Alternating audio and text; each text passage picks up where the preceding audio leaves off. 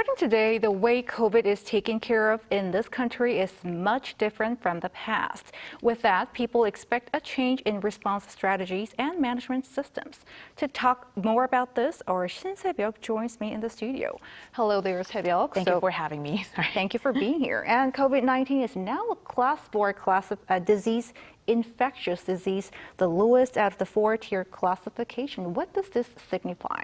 Well, I know you're going to ask me about masks, but I'll get there later. So infectious diseases have been categorized into level 1 to 4 based on their contagiousness and other factors like reporting timing and required isolation.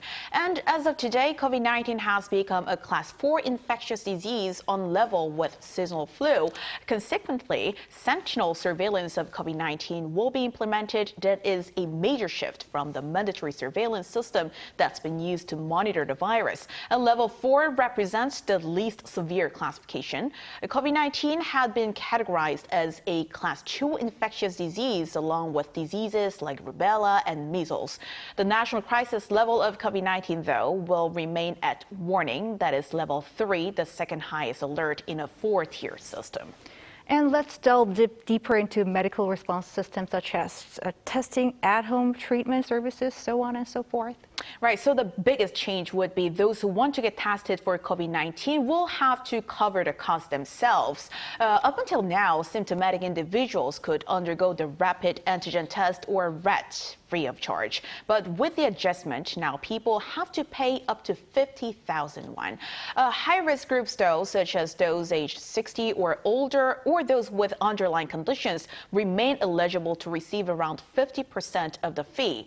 The same goes for PCR tests as well, and one-stop clinics for COVID patients and at-home rehabilitation services, such as remote consultations with doctors, will be terminated. But operation of ICU beds and wards reserved for COVID patients will be kept.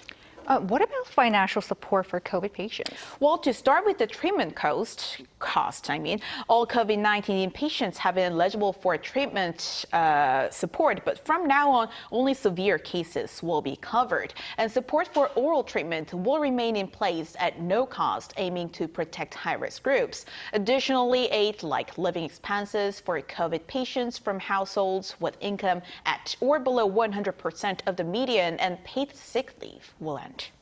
Before I let you go, Sebyuck, so there should be some changes, some measures that won't change. What are those? Well, first of all, vaccination will continue to be free for all, and most of the measures regarding public health measures will remain in place to better manage high-risk groups. And mask wearing at hospitals and group residential facilities will be maintained, and preemptive testing for inpatients and medical facilities along with caregivers and staff will continue as well. Good to know. Thanks for your reporting, Sebyuck. My pleasure.